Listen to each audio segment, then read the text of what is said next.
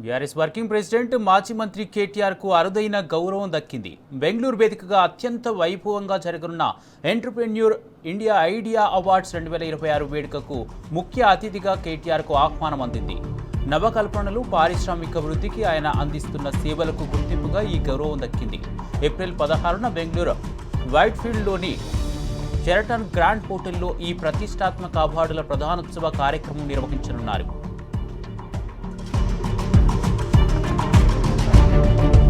మాజీ ఎంపీ సంతోష్ కుమార్ కు ప్రతిష్టాత్మక గ్లోబల్ గ్రీన్ ఐకాన్ పురస్కారం దక్కింది. ఈ నెల 17న బ్రిటన్ పార్లమెంట్లోని హౌస్ ఆఫ్ లార్డ్స్ లో జరగనున్న ఇంటర్నేషనల్ కాంక్లేవ్ లో ఆయన పురస్కారాన్ని అందుకోనున్నారు. పర్యావరణ పరిరక్షణే ధ్యేయంగా నిరంతరం కృషి చేస్తున్న ఇగ్నిటెడ్ మైండ్స్ ను ముందుండి నడిపిస్తున్న సంతోష్ కుమార్ కృషికి గుర్తింపుగా ఆయన్ను ప్రతిష్టాత్మక గ్లోబల్ గ్రీన్ ఐకాన్ పురస్కారానికి ఎంపిక చేశారు. ఈ గౌరవం పట్ల సంతోష్ కుమార్ హర్షం వ్యక్తం చేశారు. ఇది తన ఒక్కరికి దక్కిన గౌరవం కాదని, పర్యావరణ పరిరక్షణ కోసం శ్రమిస్తున్న ప్రతి ఒక్కరిదని అన్నారు.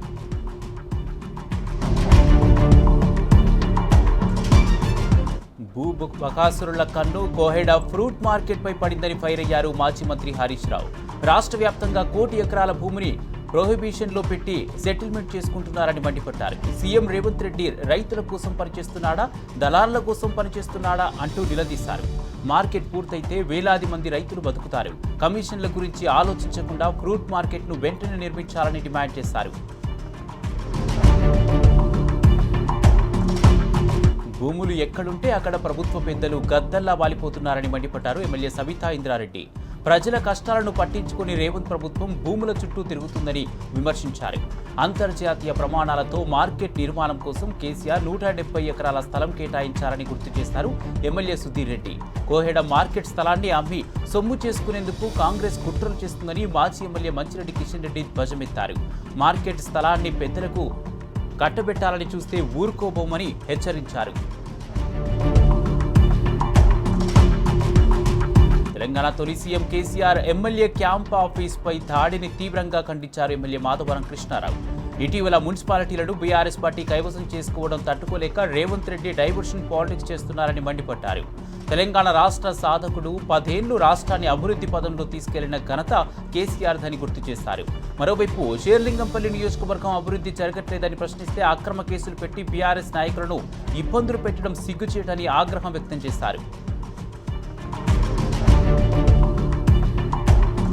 బీఆర్ఎస్ అధినేత కేసీఆర్ ను ఎర్రవెల్లిలోని నివాసంలో ఎమ్మెల్యే మాధవరం కృష్ణారావు మర్యాదపూర్వకంగా కలిశారు. తన సోదరుడి కుమారుడి వివాహానికి ఆహ్వానించారు. పార్టీ వీప్ కేపీ వివేకానంద, ఎమ్మెల్సీలు నవీన్ రావు, షమీపూర్ రాజు తదితరులు హాజరయ్యారు.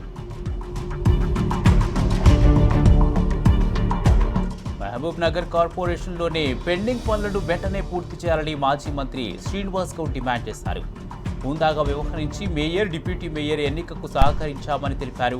2 నెలలైనా కాలేదు, అప్పుడే బీఆర్ఎస్ కార్పొరేటర్లకు ప్రలోభాల పర్వానికి తెరలిపారని మండిపడ్డారు. పాలమూరు రంగారెడ్డి ప్రాజెక్టును పూర్తి చేయాలన్నారు శ్రీనివాస్ గౌడ్. మూసీ ప్రాజెక్టు పేరుతో పేదల ఇండ్లను కూల్చితే తిరుగుబాటు తప్పదని రేవంత్ సర్కారును హెచ్చరించారు బీఆర్ఎస్పీ నేతలు. మూసీ ప్రాజెక్టు నిర్వసితులకు అండగా ఉంటామని బీఆర్ఎస్పీ రాష్ట్ర ఉపాధ్యక్షులు స్వామి యాదవ్, మాజీ కార్పొరేటర్ సాగర్ రెడ్డి తేల్చి చెప్పారు. కొత్తపేటలోని మూసీ పరిసర కాలనీలో పర్యటించి ప్రజలతో మాట్లాడారు. తీవ్ర ఆందోళనతో ఉన్న ప్రజలకు ధైర్యం చెప్పారు. అధికారం ఉంది కదా అని కాంగ్రెస్ ప్రభుత్వం ఇష్టారీతిన వ్యవహరిస్తామంటే కుదరదని తేల్చి చెప్పారు. కాంగ్రెస్ అవినీతికి అడ్డు అదుపు లేకుండా పోయిందని మాజీ ఎమ్మెల్యే నోముల భగత్ అన్నారు. నాగార్జున సాగర్ నియోజకవర్గంలో విచ్చలవిడిగా గంజాయి, పేకాట దందాలు కొనసాగుతున్నాయన్నారు. ఇసుక దందా యథేచ్ఛగా సాగుతుందని అన్నారు. ఇంత జరుగుతున్న అధికారులు ఎవరూ పట్టించుకోవడం లేదని నోముల భగత్ విమర్శించారు. మంచిర్యాల జిల్లా క్యాతనపల్లి మున్సిపల్ చైర్మన్గా గుడిసెల సంధ్యారాణి, వైస్ చైర్మన్గా మిట్టపల్లి సరిత పదవి బాధ్యతలు చేపట్టారు. ప్రజలు తమకిచ్చిన బాధ్యతలను చిత్తశుద్ధితో నిర్వహిస్తామని సంధ్యారాణి అన్నారు. మున్సిపల్ అభివృద్ధికి అంతా ఐక్యతతో కృషి చేస్తామని అన్నారు. మున్సిపాలిటీకి సత్వరమే నిధులు మంజూరు చేసి అభివృద్ధికి దోహదపడాలని మంత్రి వివేక్ను కోరారు. రాష్ట్రంలో కాంగ్రెస్ కార్యకర్తల ఆగడాలు మితిమీరిపోతున్నాయి. ప్రశ్నిస్తే చాలు దాడులు, కేసులు పెడుతున్నారు. తాజాగా వరంగల్ జిల్లాలో కాంగ్రెస్ పార్టీ కార్యకర్తలు రెచ్చిపోయారు. చెన్నారావుపేట మండలం బాపూనగర్లో బైక్ ఎందుకు వేగంగా నడుపుతున్నామని మందలించినందుకు అజ్మీరా రాజు అనే వ్యక్తిపై కాంగ్రెస్ కార్యకర్తలు ఇనుప రాడ్లు, కర్రలతో దాడి చేశారు. రాజు పరిస్థితి విషమంగా ఉండడంతో నర్సంపేట ఆసుపత్రికి తరలించారు. నిందితులను కఠినంగా శిక్షించాలని తండావాసులు డిమాండ్ చేస్తున్నారు. నాగర్ కర్నూలు జిల్లా కొల్లాపూర్ నియోజకవర్గంలో పలువురు ఇందిరమ్మ ఇండ్ల లబ్ధిదారులను అధికారులు ఇబ్బందులు పెడుతున్నారు. వారికి బీఆర్ఎస్ కార్యకర్తలని ముద్ర వేసి బిల్లులు ఇవ్వడం లేదని మాజీ ఎమ్మెల్యే బీరం హర్షవర్ధన్ రెడ్డి మండిపడ్డారు. అటు సోమశిరిలో టూరిజం హెలీప్యాడ్ పేరిట దళితుల భూములు గుంజుకుంటున్నారని ఆయన ధ్వజమెత్తారు. ఈ మేరకు బాధితులతో కలిసి నాగర్ కర్నూలు కలెక్టర్ బాదావత్ సంతోష్కు ఫిర్యాదు చేశారు. బీఆర్ఎస్ పార్టీ సర్పంచులకు ప్రోటోకాల్ కూడా పాటించడం లేదని కలెక్టర్ దృష్టికి తీసుకువెళ్లారు. పోలీసులు ఎంత అవగాహన కల్పించినా ఈజీ మనీ కోసం అమాయకులు మోసపోతూనే ఉన్నారు. ఇలాంటి సంఘటనే ఖమ్మం జిల్లా సత్తుపల్లిలో బయటపడింది. యాదలకుంట గ్రామానికి చెందిన గోపి శ్రీలక్ష్మి లక్కీ డ్రా పేరుతో వందల సంఖ్యలో సభ్యుల నుంచి డబ్బులు వసూలు చేశాడు. స్కీమ్ పూర్తయినా ఎవరికీ ఇవ్వకపోవడంతో అనుమానం వచ్చి ప్రజలు గోపిని నిలదీశారు. చివరికి బాధితుల ఒత్తిడితో వసూలు చేసిన సొమ్మును తిరిగి చెల్లిస్తారని గోపి ఒప్పుకున్నాడు.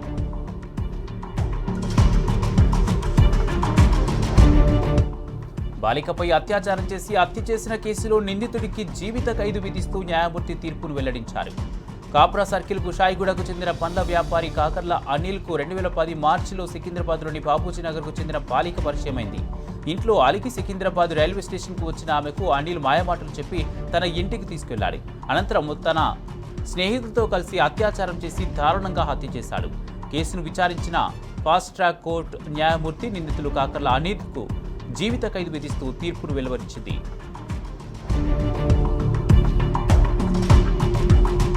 మహిళా వ్యాపారవేత్త మాజీ డీజీపీ మనోహర్ సైబర్ నేరగాలు టోకరా వేశారు. హైదరాబాద్కు చెందిన దివ్యారెడ్డి 18 కంపెనీలకు డైరెక్ట్గా ఉన్నారు. అయితే సైబర్ నేరగాళ్లు ఆమెతో పాటు అకౌంటెంట్ను కూడా మోసం చేశారు. ఈ నెల 13న దివ్యారెడ్డి పేరు, ఫోటోతో ఉన్న వాట్సాప్ ఖాతా నుంచి అకౌంటెంట్కు మెసేజ్ వచ్చింది. తాను మీటింగ్లో ఉన్నారని, చెప్పిన ఖాతాకు 1.20 కోట్ల రూపాయలు పంపాలని అందులో ఉంది. దీంతో అకౌంటెంట్కు ఆ డబ్బును పంపారు. ఈ నెల 17న మరోసారి అదే తరహాలో వాట్సాప్ మెసేజ్ వచ్చింది. ఈ క్రమంలోనే అనుమానం రావడంతో బాధితులు హైదరాబాద్ సైబర్ క్రైమ్ పోలీసులకు ఫిర్యాదు చేశారు.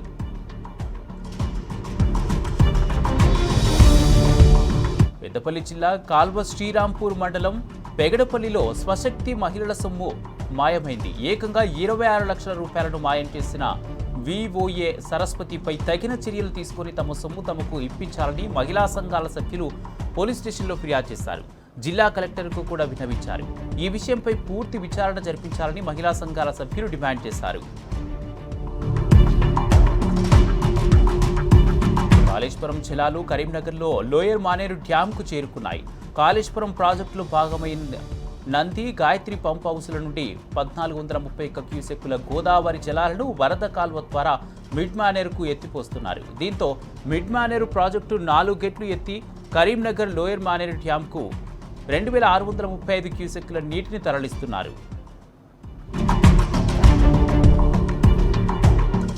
ములుగు జిల్లా వెంకటాపురం, వాజేడు మండలాల్లో నేడు రాష్ట్ర డీజీపీ శివధర్ రెడ్డి పర్యటించనున్నారు. సమస్యాత్మక మండలాల్లో డీజీపీ పర్యటిస్తున్న నేపథ్యంలో వాహనాలను, కాల్వట్లను పోలీసులు క్షుణ్ణంగా సోదా చేస్తున్నారు. కరేగుట్టలోని పామ్నూరులో ఏర్పాటు చేసిన సిఆర్పీఎఫ్ బేస్ క్యాంపును డీజీపీ పరిశీలించనున్నారు.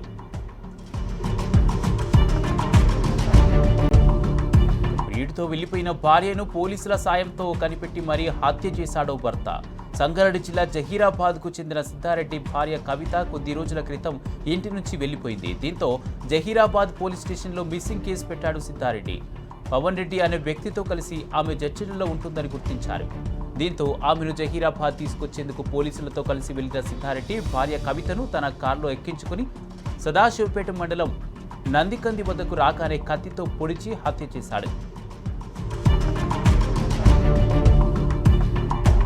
వికారాబాద్ జిల్లా కొడంగల్లో ఘోర రోడ్డు ప్రమాదం జరిగింది.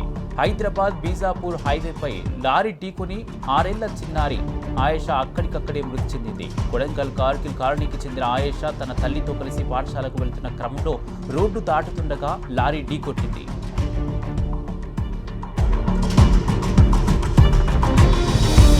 ఖమ్మం జిల్లా వైరా మండలంలో రోడ్డు ప్రమాదం జరిగింది. జగ్గయ్యపేట నుంచి వైరా వెళ్తున్న లారీని వెనక నుంచి వచ్చిన మరో లారీ ఢీకొట్టింది. దీంతో ముందు వెళుతున్న లారీ అదుపు తప్పి చెట్టును ఢీకొంది. ఈ ప్రమాదంలో ఒక వ్యక్తి లారీలో ఇరుక్కుపోయాడు. ఘటనా స్థలానికి చేరుకున్న పోలీసులు అతి కష్టం మీద అతడిని బయటికి తీసుకువచ్చి ఆసుపత్రికి తరలించారు. హైదరాబాద్ నార్సింగ్లో ఆటో ప్రమాదానికి గురైంది. జగ్జీవన్ రామ్ కమిటీ హాల్ సమీపంలో అదుపు తప్పి ఆటో బోల్తా పడింది. అతివేగంగా దూసుకువచ్చిన ఆటో మలుపు తిరుగుతుండగా రోడ్డుపై పల్టీలు కొట్టింది. ఈ ఘటనలో ఆటోలో ప్రయాణిస్తున్న 3 వ్యక్తులకు గాయాలయ్యాయి. ఘటనపై పోలీసులు కేసు నమోదు చేసుకుని దర్యాప్తు చేస్తున్నారు. ఖమ్మం జిల్లా కొణిజర్ల మండలంలో 2 లారీలు కారు ఢీకొన్న ఘటనలో 3 చనిపోయారు. ఎన్ఎస్పీ సాగర్ కాలువ ఈ ఘటన చోటు చేసుకుంది. కారులో ప్రయాణిస్తున్న 3 ఘటనా స్థలంలోనే చనిపోయారు. ఈ ఘటనతో బ్రిడ్జిపై ట్రాఫిక్ తీవ్ర అంతరాయం ఏర్పడింది. ఇరువైపులా సుమారు 2 కిలోమీటర్ల వరకు ట్రాఫిక్ జామ్ అయింది. శ్రీశైలం మల్లన్న దర్శనానికి భక్తులు పోటెత్తారు. పాతాళ గంగలో పుణ్య స్నానాలు ఆచరించి శ్రీ భ్రమరాంబ మల్లికార్జున స్వామి దర్శనానికి బారులు తీరారు. వరుస సెలవులు రావడంతో దర్శన కంపార్ట్మెంట్లు క్యూ లైన్లు కిటకిటలాడుతున్నాయి. భక్తుల రద్దీ దృష్ట్యా ఆర్జిత అభిషేకాలు, కుంకుమార్చన సేవలను నిలిపివేసినట్లు ఆలయ అధికారులు తెలిపారు.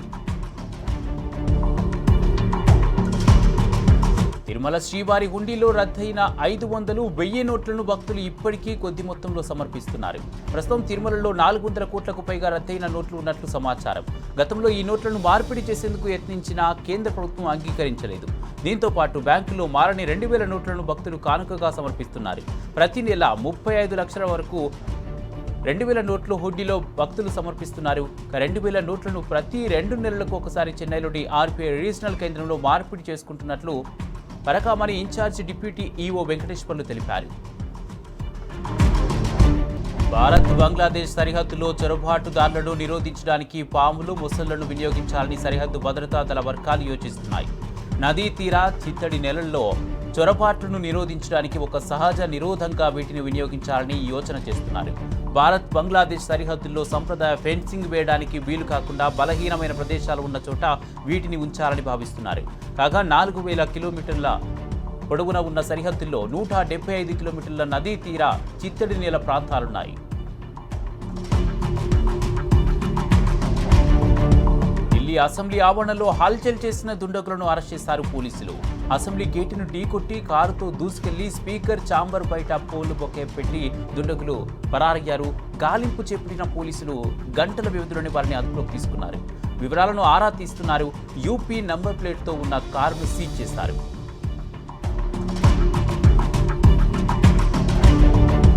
నేపాల్ నుండి ఢిల్లీకి భారీగా ఆయుధాలు సరఫరా అవుతున్న వైనాన్ని ఢిల్లీ క్రైమ్ బ్రాంచ్ పోలీసులు పసిగట్టారు.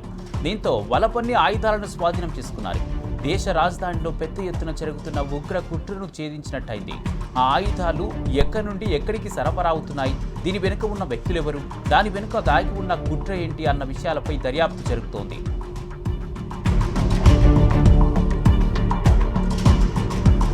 శ్రీనగర్ జమ్మూ జాతీయ రహదారిపై పెద్ద ఎత్తున కొండరాళ్లు విరిగిపడడంతో రహదారి పూర్తిగా బ్లాక్ అయింది. ఎక్కడికక్కడ కిలోమీటర్ల మేర వాహనాలు నిలిచిపోయాయి. రాళ్లను తొలగించేందుకు అత్యవసర సిబ్బంది రంగంలోకి దిగింది. మనిహాల్, రాంబన్ ప్రాంతాల్లో కురుస్తున్న భారీ వర్షాల కారణంగా జమ్మూ శ్రీనగర్ రహదారిలో చాలా చోట్ల కొండ చర్యలు విరిగిపడడంతో ఆ మార్గంలో రాకపోకలు ఎక్కడికక్కడ నిలిచిపోయాయి. గంగ్రూ, హింగ్ని, షాల్ఖడి టన్నెల్ మార్గంలో కూడా కొండరాళ్లు విరిగిపడ్డాయి. తమిళనాడు అసెంబ్లీ ఎన్నికల ప్రచారం వాడివేడిగా సాగుతోంది. ఈ ఎన్నికలు ఢిల్లీ టీంకు, తమిళనాడు టీంకు మధ్య జరుగుతున్న పోటీగా ఓ యుద్ధంగా డీఎంకే అభివర్ణించింది. ఎన్నికల రణక్షేత్రంలో ఢిల్లీ టీంను చిత్తు చేసి తమిళనాడు జట్టును గెలిపించాలని డీఎంకే యువనేత, ఉప ముఖ్యమంత్రి ఉదయనిధి స్టాలిన్ పిలుపునిచ్చారు. తమిళ ప్రజలపై పట్టు సాధించాలని కలలు కంటున్న ఉత్తరాది పెత్తనాన్ని చిత్తు చేయాలని అన్నారు.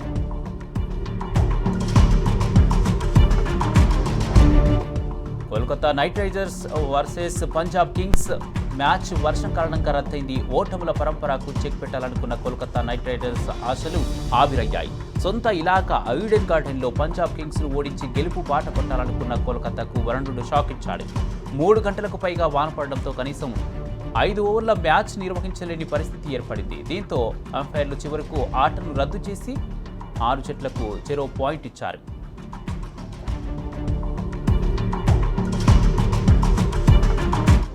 బెంగళూరులోని చిన్నస్వామి స్టేడియంలో 2 స్టాండ్లకు క్రికెట్ దిగ్గజాలు అనిల్ కుంబ్లే, రాహుల్ ద్రావిడ్ పేర్లు పెట్టారు. ఇది వారికి ఇచ్చిన సముచిత గౌరవమని కర్ణాటక స్టేట్ క్రికెట్ అసోసియేషన్ అధ్యక్షుడు వెంకటేష్ ప్రసాద్ అన్నారు. తమను ఇంత వారిని చేసిన ఈ స్థాయిలో నిలిపింది ఈ మైదానమేనని రాహుల్ కుంబ్లే కృతజ్ఞతలు తెలిపారు.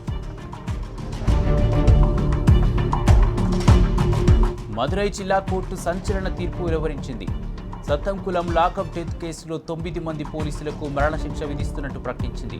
2020లో సత్తంకులంలో తండ్రి కుమారుడు పోలీస్ కస్టడీలో జయరాజ్, బెనిక్స్ అనే తండ్రి కొడుకులు లాకప్ డెత్ అయ్యారు. లాకప్లో పోలీసులు కొట్టిన దెబ్బల వల్లే తండ్రి కొడుకులు మరణించారని పోలీసులపై బాధిత బంధువులు ఫిర్యాదు చేశారు. దీనిపై విచారించిన మదురై జిల్లా కోర్టు 9 మంది పోలీసులకు మరణశిక్ష విధించింది.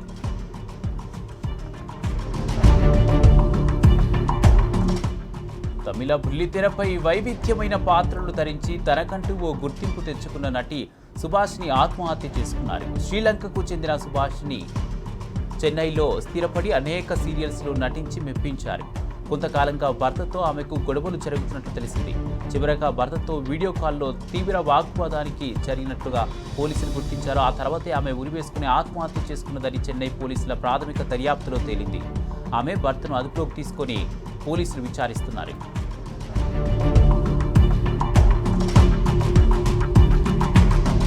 పుదుచ్చేరి అసెంబ్లీ ఎన్నికలు రసవత్తరంగా మారాయి. పోటాపోటీ ప్రచారాలు, హామీలు, వరాలతో ప్రధాన పార్టీలు హోరెత్తిస్తున్నాయి. రేషన్ కార్డులు ఉన్న వారందరికీ నెలకు 2,500 రూపాయల విలువైన సరుకులు ఉచితంగా అందిస్తామని కాంగ్రెస్ హామీ ఇస్తే, +2లో రాణించిన విద్యార్థులకు ఉచితంగా స్కూటర్, మహిళలకు పింక్ ఆటోలను అందిస్తామని బీజేపీ వరాలు ప్రకటించింది.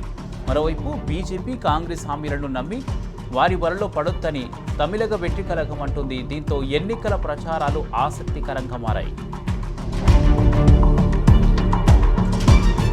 పశ్చిమ బెంగాల్పై పట్టు కోసం కుయుక్తులు పన్నుతున్న బీజేపీకి ఎన్నికల్లో ప్రజలే తగిన బుద్ధి చెప్తారని ముఖ్యమంత్రి మమతా బెనర్జీ అన్నారు. ఓటర్ల జాబితా నుండి లక్షల మంది పేర్లు తొలగించినందుకు బెంగాల్ ప్రజలు తగిన ప్రతీకారం తీర్చుకుంటారని అన్నారు. ఓట్లు కోల్పోయిన వారంతా ట్రిబ్యునల్ను ఆశ్రయించాలని, వారికి తమ మద్దతు ఉంటుందని మమత చెప్పారు. షంషేర్గంజ్లో నిర్వహించిన ఎన్నికల ప్రచార సభలో ఆమె బీజేపీపై, ఢిల్లీ పాలకులపై నిప్పులు చెరిగారు. మహారాష్ట్రలోని బారామతి అసెంబ్లీ నియోజకవర్గం నుండి ఏకగ్రీవంగా ఎన్నికయ్యేందుకు అజిత్ పవార్ సతీమణి సునేత్ర పవార్ చేసిన ప్రయత్నాలు బెడిసికొట్టాయి. ఏకగ్రీవానికి కాంగ్రెస్తో జరిపిన చర్చలు విఫలమయ్యాయి.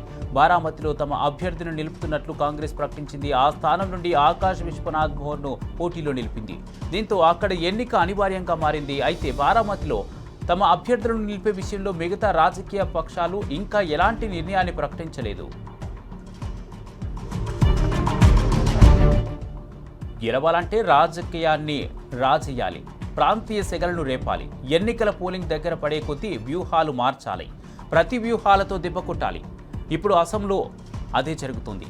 కొన్ని దశాబ్దాల క్రితం చేజారిన అధికారాన్ని కైవసం చేసుకునేందుకు కాంగ్రెస్ తిరిగి పట్టు నిలుపుకునేందుకు బీజేపీలో వ్యూహ ప్రతివ్యూహాలతో ప్రచారాన్ని వేడెక్కిస్తున్నాయి. కాగా ఈ నెల 9న పోలింగ్కు ఎన్నికల సంఘం అన్ని ఏర్పాట్లు పూర్తి చేసింది. అరుణాచల్ ప్రదేశ్ ముఖ్యమంత్రి పెమా ఖాండుకు సుప్రీంకోర్టు షాక్ ఇచ్చింది. ఆయన కుటుంబానికి చెందిన సంస్థలపై సిబిఐ విచారణకు ఆదేశించింది. ఇందుకు సంబంధించి 2 వారాల్లోగా లిఖితపూర్వక నివేదికను సమర్పించాలని సుప్రీంకోర్టు త్రిసభ్య ధర్మాసనం ఆదేశించింది. ప్రభుత్వ కాంట్రాక్టులు, టెండర్లు అన్నీ తన కుటుంబ సభ్యులకు చెందిన సంస్థలకే కేటాయించాలని పిటిషన్లు దాఖలయ్యాయి. దీనిపై స్పందిస్తూ కోర్టు సిబిఐ విచారణకు ఆదేశాలు జారీ చేసింది. నిన్నగాక మొన్న పార్టీలో చేరిన టెన్నిస్ ప్లేయర్ లియాండర్ పేస్కు కేంద్రం ఎక్స్ కేటగిరీ భద్రత కల్పించింది. పశ్చిమ బెంగాల్ సహా 5 రాష్ట్రాల్లో అసెంబ్లీ ఎన్నికలు జరుగుతున్న దృష్ట్యా ఆయనకు ఎక్స్ కేటగిరీ భద్రత కల్పించినట్టు కేంద్రం తెలిపింది. సిఐఎస్ఎఫ్ సిబ్బంది లియాండర్ పేస్కు భద్రతగా ఉంటారు. అమెరికా వైట్ హౌస్ సమీపంలో జరిగిన కాల్పులు కలకలం రేపాయి. పశ్చిమాసియా యుద్ధం నేపథ్యంలో కాల్పుల వెనుక ఎవరున్నారనే దానిపై అమెరికా సీక్రెట్ సర్వీస్ రంగంలోకి దిగింది. వైట్ హౌస్కు ఉత్తరాన 7 ఎకరాల విస్తీర్ణంలో ఉన్న లాఫైట్ పార్క్లో గన్ ఫైర్ అయినట్టు మీడియా వర్గాలు తెలిపాయి. అమెరికా అధ్యక్షుడు ట్రంప్ వైట్ హౌస్లో ఉన్నప్పుడే ఈ ఘటన చోటు చేసుకుంది. కాల్పుల్లో ఎవరూ గాయపడలేదని దర్యాప్తు బృందాలు తెలిపాయి. ఇచ్చిన గడువు ముగిసింది. చేసిన హెచ్చరికలకు కట్టుబడి ఇరాన్ను అన్ని రకాలుగా సర్వనాశనం చేస్తామని అమెరికా అధ్యక్షుడు డొనాల్డ్ ట్రంప్ ఆగ్రహం వ్యక్తం చేశారు. తమ మాటనే ఖతారు చేయరా అంటూ మండిపడ్డారు. నౌకల రాకపోకలకు వీలుగా హార్ముజ్ జలసంధిని తెరవకపోతే ఇరాన్లో విద్యుత్ ఉత్పత్తి కర్మాగారాలను వంతెనలను పూర్తిగా కూల్చివేస్తామని, నామరూపాలు లేకుండా చేస్తామని అన్నారు. అయితే ట్రంప్ హెచ్చరికలను ఇరాన్ ఏమాత్రం ఖతారు చేయలేదు. ట్రంప్ బెదిరింపులు యుద్ధ నేరాలుగా పరిగణించాల్సి వస్తుందని ఇరాన్ పేర్కొంది. యుద్ధం భీకరంగా మారింది. ఇజ్రాయిల్, అమెరికా, ఇరాన్ పరస్పర దాడులతో హోరెత్తిస్తుంది. ట్రంప్ బెదిరింపులను ఇరాన్ అస్సలు ఖతారు చేయడం లేదు. గల్ఫ్పై ఇరాన్ విరుచుకుపడుతూనే ఉంది. అయితే క్షేత్రాలను టార్గెట్ చేస్తూనే ఉంది. అబుదాబిలోని ఇరాన్ దాడులు కొనసాగుతూనే ఉన్నాయి. బహ్రెయిన్పై ఇరాన్ నిప్పులు కురిపిస్తోంది.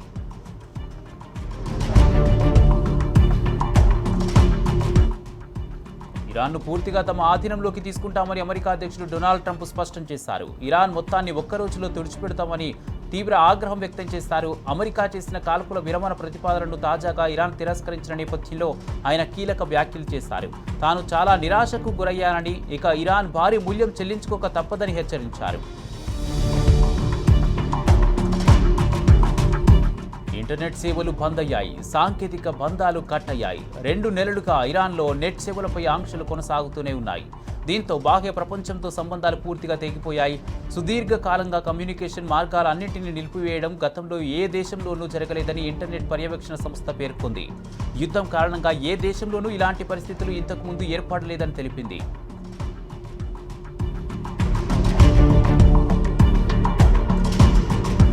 బహ్రెయిన్పై ఇరాన్ క్షిపణులు కురిపించింది. బాస్కో చమురు శుద్ధి కర్మాగారంపై దాడి చేసి విధ్వంసం సృష్టించింది. ఈ దాడితో రిఫైనరీ అగ్నిగోళంగా మారింది. ఉవ్వెత్తున ఎగిసిపడ్డ మంటలు భీతావహంగా మారాయి. నల్లటి కారు మబ్బులు కమ్ముకున్నట్లుగా పొగలు వ్యాపించాయి. ఒకదానికొకటి వరుసగా క్షిపణులు పడడంతో చమురు శుద్ధి కర్మాగారం పూర్తిగా మొత్తం విశ్వపటలమైంది. మంటలను అదుపులోకి తెచ్చేందుకు జరిగిన ప్రయత్నాలు ఫలించలేదు.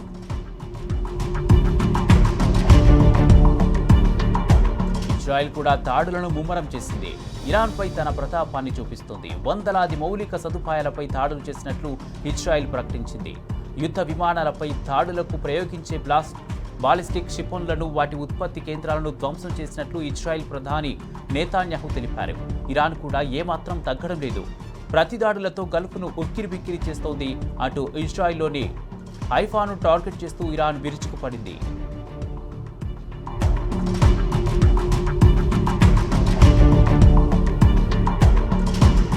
పశ్చిమాసియా యుద్ధంలో ఇరాన్కు మరో ఎదురు దెబ్బ తగిలింది. అమెరికా దాడుల్లో ఐఆర్జీసీ ఇంటెలిజెన్స్ చీఫ్ మజీద్ ఖదేమి మరణించారు. ఖదేమి మరణాన్ని ఆల్ జజీరా వార్తా సంస్థ ధృవీకరించింది. అమెరికాతో యుద్ధంలో ఇరాన్ వరుసగా టాప్ కమాండర్లను కోల్పోతోంది.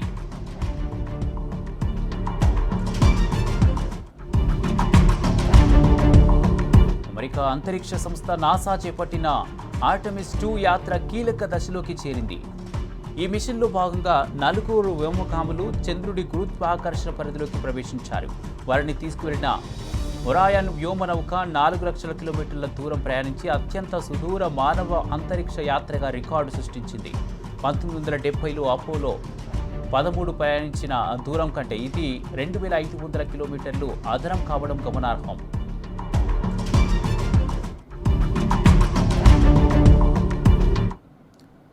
ఇవి మార్నింగ్ ఎక్స్ప్రెస్ అప్డేట్స్. చూస్తూనే ఉండండి టీ న్యూస్.